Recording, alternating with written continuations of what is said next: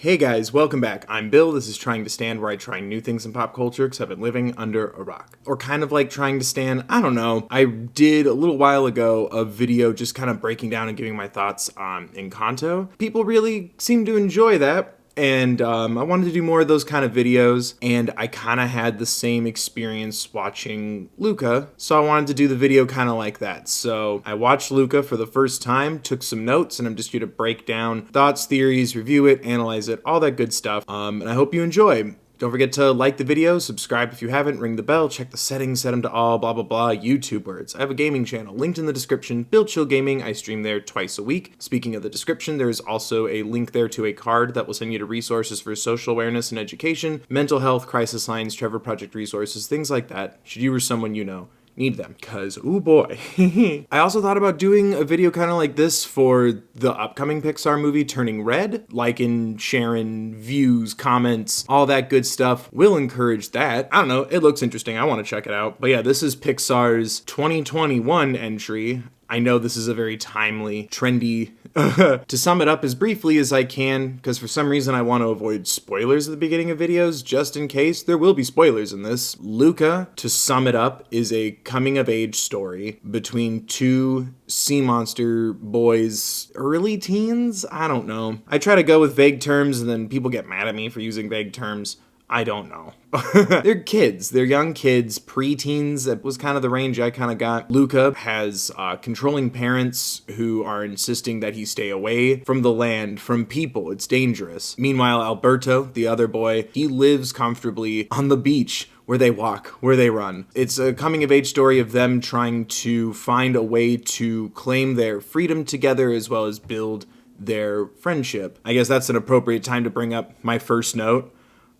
Gay, question mark. And I'll get to that. That's a very loaded first note. But it centers around them living outside of this town in Italy that has a history of hunting sea monsters. Sea monsters being what they are. I don't remember them having a term for their species other than sea monsters. I kept saying mer people, which that's not, it's the closest town nearby, Portorosso, which sounds a lot like Porco Rosso, which makes me smile. Portorosso is hosting a race. The race will give you prize money. They can use the prize money to buy a Vespa, which is the dream of the two boys, and they will use that Vespa to go anywhere they want, do anything they want. Alberto wanting freedom for certain reasons, and Luca wanting freedom not only because of his controlling family, but the fact that his family, upon learning that he has ventured into the world above the sea, they want to send him to the deep as punishment in the ocean with his uncle, where you can't see the light. You're alone with your thoughts, trapped and isolated. And we will get to that. And yes, I did laugh wholeheartedly, unironically, at the consistent belittling of people with the name Bruno. Can't be a coincidence. Kids called Bruno are gonna get bullied after these movies. Just kids shouting Silencio or we're not gonna talk about you. But I loved the possibly intentional, possibly unintentional Encanto references there. And you can also see him in the background. There's Bruno right there in the background. That's not Photoshop. Here's proof. This is going to be a rough one to talk about for me because I understand and also very much felt a certain theme or storyline that I guess has been debated and semi-debunked by the creator or something. I don't know. It's going to start going through my notes. I loved the intro. I loved seeing Be Careful of Sea Monsters, seeing Alberto in the shadows and getting freaked out, letting us know that sea monsters, some people believe in them, and those people will want to hunt them either out of fear or for sport. When we see Luca's life before the events of the movie begin, he's a shepherd, I guess. Like, his focus is also confinement of creatures, shepherding them. I like that starting point because he himself is also being confined by a situation and his parents. They bring up a couple times that his grandmother has gone to the surface a lot. I wish we had a lot more of that. I just wrote, cool. Wait, what did grandma say?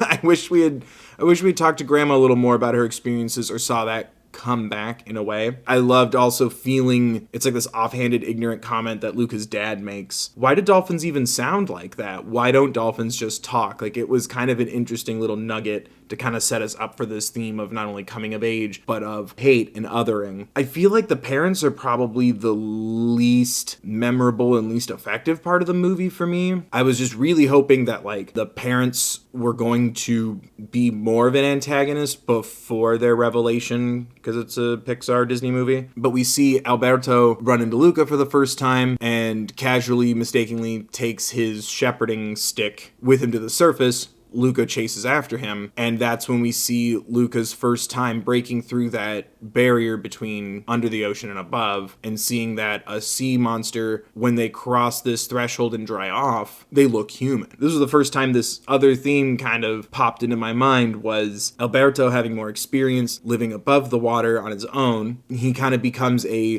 experienced peer or mentor, a supportive figure for Luca, teaching him how to walk, reassuring him that it's not dangerous and it's fun, and creating a space for him to hang out and play. They build a Vespa together. It's obvious that he's filled with a lot of experience and information, but also a lot of, I guess, misinformation. Like, he assumes that the stars and the moon are fish in the sky. And I loved that. I loved the stories he created in his isolation. I thought those were really charming before we find out why he's so isolated or how. Luca's so upset that he's above water. He insists, no, I'm not supposed to be up here. I'm not going to be up here. I'm a good kid, not embracing this whole other part of who he is. I don't know. It kind of creates that subtext for me here and there. I never really got the impression that the two characters were romantic in a sense. This doesn't feel like a romantic story for me. I'm not here to like sink other people's ships, but it also had this subtext of both of them going through this revelation, transition, change, and that subtext there, it's so constant throughout, and it gets like denser by the end. Like, it blows my mind to think that wasn't intentional. Luca eventually goes back home, but then he has a nightmare. He has a dream that his mom asks him, where have you been? And he just says the surface, and she gets angry. So the dream sequence shows honesty bringing about anger and punishment, and then also not being able to hide it because his foot doesn't change back when he goes home in his dream. He wakes up and he's fine. Luca and Alberto build a Vespa together. It does not go well, but it gives this sense of building a clubhouse or something. It had that kind of energy to it, and I really loved that. Luca's even given a set of human clothes to wear by Alberto. Felt like that was a moment for him to start feeling more comfortable in his embracing this human transformation part of him. There's also a moment where Alberto has a black and white photo in the faux rear view mirror. At first I thought it was Walt Disney. I don't know. It's interesting how it can kind of work two ways, because it's either how he wants to see himself, but it also kind of looked like a Captain America, Peggy Carter, like war photo. Take that with it what you will, but again, it's another breadcrumb. I just is this a queer story? I don't know, Bill writing notes. It felt like it. It's what we take in, you know? I don't know. But also at the same time, make a queer story, please, Disney Pixar. It's a whole thing I don't know how to get into. His parents don't fully notice right away, and then they play their cards close to their chests. Like, it's very, if you think about it, it's very manipulative and kind of messed up. The parents kind of like keep tabs on him, piece together what's going on, and then corner him with the punishment of going to live with his uncle in the deep. It kind of has a little bit of a reformatory punishment, to put it mildly, for YouTube. It's a big old yikes dam. And that's when Luca realizes he can't stay there either, so he runs back to the surface to be with Alberto. We'll go to the town, we'll get a Vespa, we'll get the hell out of here. They don't know much about humans, they don't know about money, literal fish out of water, and there's some really great jokes there after the fairly dark, the deep conversation. Could Luca survive? Oh, could Luca even survive the deep? Probably not. Why is this 16-year-old picking on children? Yes, we run into who they think is Senor Vespa, who turns out to be this, like, bully teenager. He's like the big winner of this race. He's won 6 years in a row. He says that he's 16 to enter this race for the 7th year now, right? The lady says, you said you were 16 last year. He said, but this year it was true. So he's 16 or 17. He's won 6 years in a row, which means he's been doing this since he was 10, which also means 10-year-olds can do this race. You know, obviously a bully character, big fish in a small pond. It really kind of does a bit of a poor job illustrating this kid's age, which took me a minute to kind of sink in. Oh, without exploring it directly in the movie, this kid must be picked on by others in his age group in high school, but they never really talk about it, which I also kind of appreciate. The kid's just a shitty kid. We should understand and sympathize with most, if not ideally, all of our characters. He just sucks, and I'm totally okay with it. It was so interesting, like, kind of watching this useless antagonist that only has power because others yield it over to him so willingly. Enter then Giulia, who's the only kid that stands up to him. She doesn't have any friends. We learned that she only lives in this town over the summers with her dad. The rest of the year she lives with her mom. People look down on her because she's not, like, from here, like an isolated character on land, as opposed to the one that's isolated in the ocean and the one that's isolated on an island between the two. I appreciate seeing how different these kids are in their lives, but it can all be broken down to similar things, and feeling that camaraderie form as they seek understanding, validation, and community. There is something as these kids are walking into this town for the first time and they're asking Giulia, what's money? Can we use it to get a Vespa? And she's like, yeah, maybe a Vespa like that. Cut to this like rust bucket little Vespa, and they just love it so much. And I don't know why, it was so emotional for me. And I think it was just this concept of how simple not only like a child's perspective or want is, not having that frame of reference, so it's beautiful because it could be mine. There was something about it too where it just spoke to me the simplicity of equality. Like, they don't want to take over the town, they just want to own something together and then use it to go live and experience things. And I don't know, it really spoke to me as kind of the reality of how simple equality is. Like, they just want to own something. And we see these posters a lot in the background, but there's a poster of like a couple in like a romance movie both riding a Vespa together, just like the two boys do. And again, I'm like, vibes Easter egg? Is that a wink? Are you acknowledging it in the background? The two boys need a place to stay, and Giulia offers up that they sleep in her treehouse. Her dad doesn't really protest and feeds them, kind of takes them in. I love the dad. I love their cat. Machiavelli had like a very like Studio Ghibli kind of vibe, which I really liked. And that kind of happens a lot, especially with the credits. As Luca and Alberto learn about forks and pasta, meeting Giulia's dad. He's a fisherman. They agree to help him. We then see that Luca's parents realize that he's run away to the surface, and then they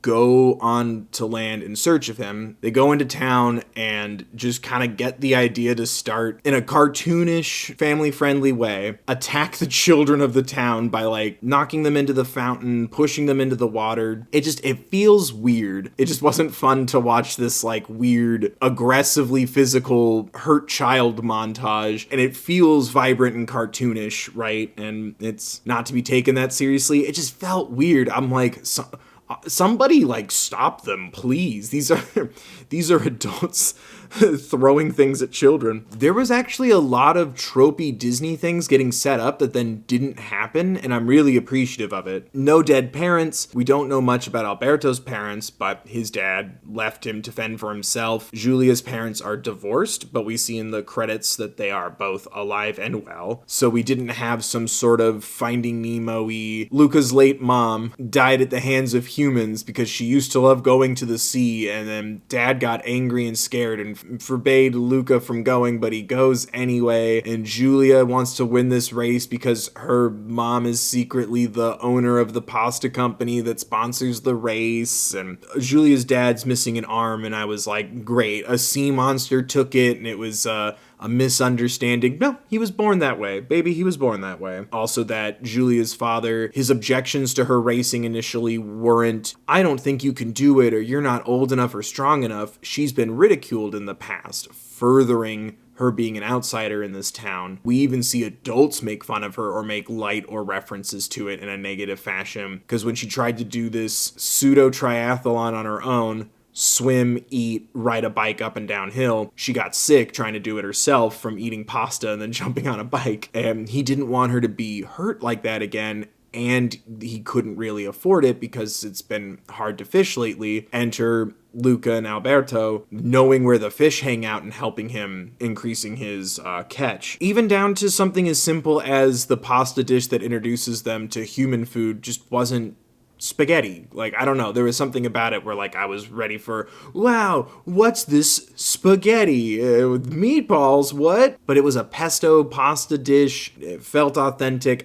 I don't know, there was so many times I was waiting for something so much simpler. They really did a good job at keeping away from those things while still hitting on different family structures and dynamics and characters and still having enriching moments and backstory. It's like the most low-key thing. I really loved Alberto. You see later when they're working together in the fishing boat, he's copying him and only using one arm as well, the same way as him. And there was something that it showcased the admiration that blossoms between Alberto and Giulia's father so well. I think he picked up that Alberto needed guidance or a mentor or someone to look up to, or he needed to feel needed. It's utilized so well in this movie. I'm about to cry. I'm okay. I saw that there was a short film about the two of them. I will not be watching that, but I'm 50,000 views on this video and I will watch that. Smash the like, share it around.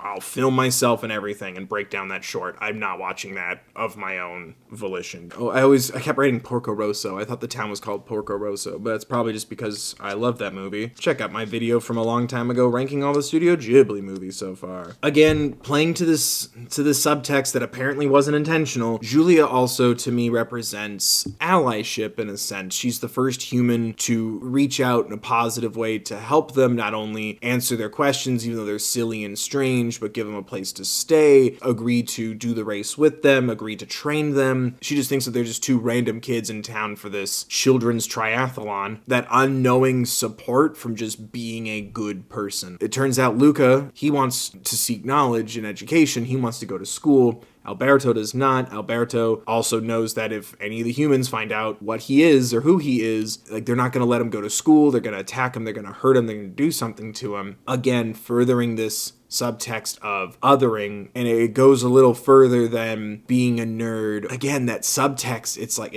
it's so strong, and it can apply to so many things. But Alberto and Luca start to get into a fight when Luca says he wants to go to school. It starts to read upon the revelation that his dad just abandoned him. The more reality calls to Alberto, the more he has to accept the reality of his situation. As Alberto grapples with all of that, Luca starts dreaming of the stars and wanting to learn about the planets in the solar system and the moon, and it's breathtaking as well as heartbreaking to see, in this case, a sea monster and a human. When we're all on equal footing, we then all can look to the same frontier, space, as the next frontier. So it kind of gave me that sense again too of equal opportunity places everyone in a potential area to look up and start questioning the sky, as opposed to looking ahead and questioning what will tomorrow look like. And then that feeds into a lot of things, class, race. But I loved that feeling. It was very validating for my own experiences, but also a potential way of informing other experiences and lenses I don't have. I really liked that thought, that revelation that, oh, give this kid,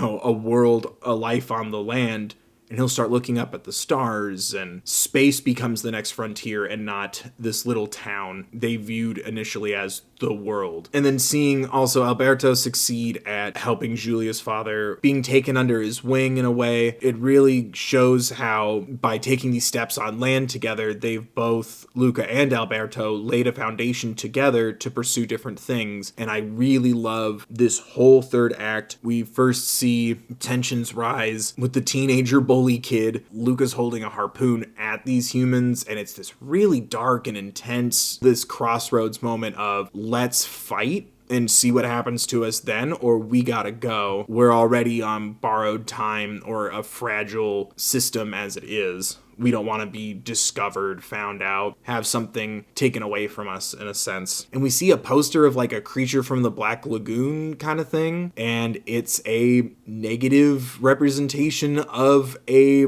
specific group in media and horror at that as well. That's such a, unfortunately throughout history, before it became a social commentary in the hopes of something positive, it has been historically used in such negative ways, you know? It's all so there. It's a lot, and I appreciate it, but then I feel like I'm too skeptical to really believe that that's intentional. But I found that really interesting, and the parents even call it out. As we get closer and closer to the race, Giulia's gonna swim. They lie and say they can't swim because water will obviously make them look like sea monsters again. Alberto's going to eat, but he doesn't know how to use a fork, so he has to learn how to do things a different way than his assumptions or his way of doing things, begetting his growth. And Luca needs to learn to ride up and down the hill on a bicycle. Alberto also starts to get jealous that Luca is learning more and more from Giulia and her textbooks, and so then he kind of reverts to when they were testing out building their own Vespa. We'll ride this together. It has to go this way. It's that reality hitting of you can't always be doing things together like this. Luca needing to let go and be confident on his own. Alberto needing to let go and be confident in his relationships, and that not everybody will abandon him, which is a very difficult thing to do. Trust me. It was just like so fast and so sudden. You could feel this near breaking point for both of them. Like, this is the moment to let go and grow, or smother yourselves or each other and regress. They ride the bike downhill. It's disastrous. They crash. They kind of fall off a small cliff into the ocean, and they're both starting to fight. Luca wants to go to school. Alberto is reminding him, you can't. Something bad will happen to you. It's not safe. And he's not wrong. Is like the chilling part of it, on top of seeing this relationship go through an obstacle, is the fact that he, as of right now in the story, is not wrong. And then to prove a point, Alberto outs himself in a sense as a sea monster. He's even glaring and his teeth are bared and he's hunched over. He looks frightening. Before anybody can say anything, Luca points at him and says, sea monster, sea monster. And it just sucks the life out of the scene. You can feel the punch in the gut, hiding out of self-hate or even self-preservation. It's a betrayal, it's further division, it's fear. I'm sure that's an experience a lot of people have in very varied in different ways. Seeing both a response to anger, what if I am? Are you really going to be that? Understanding and accepting that angry Alberto response, but then also that scared, look at the freak, look at the monster, knowing full well who you are. It brings so much forward. It was genuinely heartbreaking, and then seeing both of them understanding what's happening in this moment, the fact that it was a reflex and almost an instinctive, self-preserving measure to then distance himself from a part of who he is, as well as his closest friend. The teenager and his two lackeys start throwing harpoons at him. It's a sea monster, get him, and Alberto leaves. I'm good. And then when they get home and tells Giulia's dad that Alberto's gone, first thing he does is, I'm gonna go look for him. I don't think Alberto wants to be found. Just in case, I'm gonna go look for him. Like, it's just, I wrote, Dad, get the boy.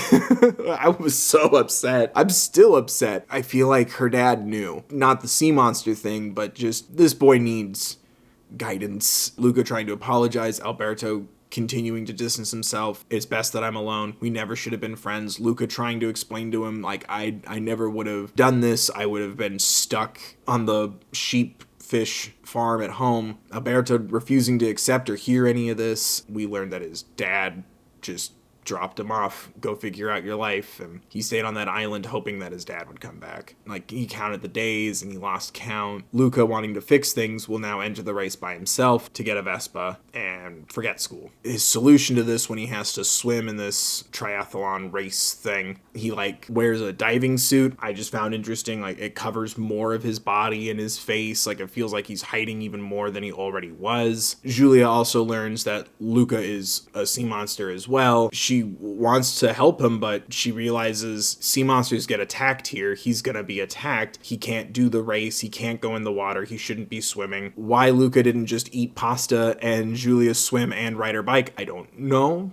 but I liked this a lot too. He fishes a bike out of the water. He's wearing a colander for a helmet, but he also painted flames on it. It was just a nice little touch that got me to smile after so much emotion. Now they're in this race. As we're about to near the end of it, it starts to rain. Luca was winning, but then he's stuck in the rain. He doesn't know what to do. And it's a little ironic because you'd think rain would actually help him. It would keep him hydrated, or he wouldn't be affected by the rain. It wouldn't really slow him down. You'd think the rain would help him without this animosity. Alberto then shows up with an umbrella. He falls, exposing him to others as a sea monster. The teenager is like throwing a net on him, trying to capture him, and Luca is faced with the same opportunity again, this time with Alberto saying, stay, be safe, don't let them know. And it's this like really beautiful shot. Luca in slow motion riding his bike out from under cover, the rain hitting him, his body slowly transforming into a sea monster as well, reaching out his hand, being there for his friend. And it's just that's the self-acceptance, coming of age, pinnacle moment for him. That moment of embracing who he is, helping his friend, being himself out in the open like that. It's a lot, and it's very, very lovely, and it's so simultaneously heartwarming and breathtaking, but also it's so scary. You know, the rain doesn't go away, and like the sun shines through in a rainbow, and everyone's like, wow, your scales are really pretty. It's still raining. It's still scary. The teenager's still trying to like hunt him down. Like, again, he's Gaston with a 2/5 of a mustache. Giulia also throwing herself in the way of the kid trying to harpoon them, which, first off, he's knocking down other kids, and he's a teenager, young adult, so he could be tried in a certain way. So it's attempted murder, it's running with a harpoon, or I guess biking with a harpoon. It's a lot. And she throws herself in his path so that way they can get away. They end up winning the race, but they double back for Giulia. Now the whole town's like, what are you? What do we do? And it's Giulia's dad who steps forward, and the expectation is, because he is a fisherman that also hunts sea monsters, that he's going to do something. And he acknowledges that they won the race. He calls them by their name. No, that's not a pun, but we'll count it as a reference to both the movie and the song, and declares them the winners, that they are people too. And people start to already argue, especially the bully kid, like, they're not even people, they didn't win. And it's like, they crossed the finish line first, they won. It's the beginning of this tough pill to swallow, this painful reality check. You won't be accepted by everybody. It's a direct line in the movie said by the grandma. It starts with people still not quite putting down their proverbial torches and pitchforks until the dad intimidates them by being so big physically, but also I feel like in the town as well. It was sad to kind of feel that twice. In the moment, and then later as Luca's family is reflecting on everything, the grandma says not everyone's going to accept him. He just needs to find good people. And I'm like, I understand that that's reality.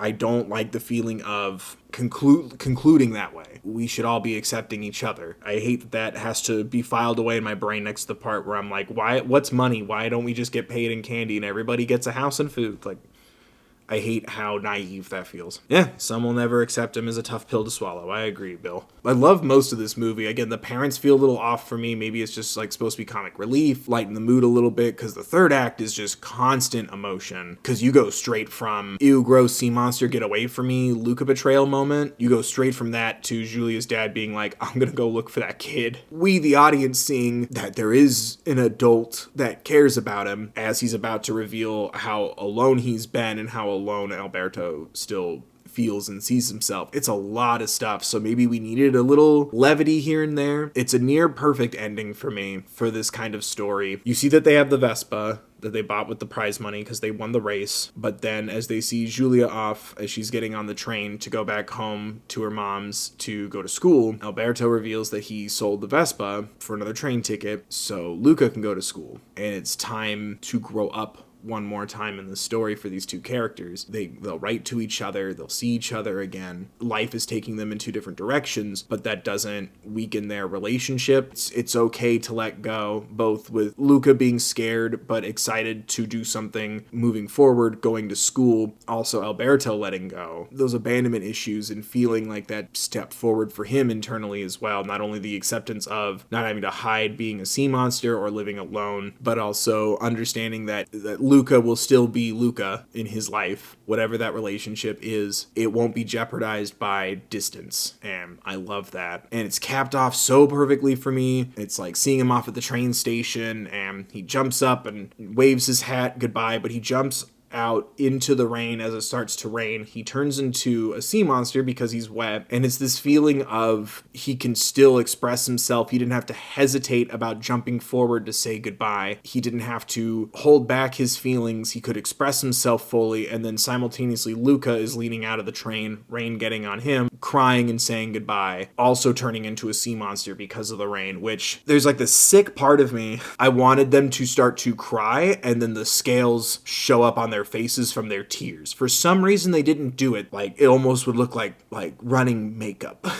It was that opportunity to feel, and neither one of them had to hold back or reserve themselves out of fear of being emotional in public, being a sea monster in public. Like it's so exposing in that moment. Ooh, man. Right as we get the Studio Ghibli style credits where we learn a little bit more about them, they write to each other still. Kind of a callback to Alberto asking Giulia's father for a knife since he's gonna be fishing with him. You see him like give him one. It's very sweet. Whatever type of relationship you glean from these two characters or these three, if this were a story about two queer boys having a coming of age moment, that also doesn't mean that they have to be together. If you see it that way, more power to you. And I love and hope that a lot of people who need to see this see it. I think it's important, and I think that's also important for people to see even outside looking in. You don't want to be one of the villagers holding a harpoon. You know what I mean? Like some consideration, some understanding, a reason to be proud of who you are, and a reason somebody else should be encouraged to be proud of who they are too. I really liked it.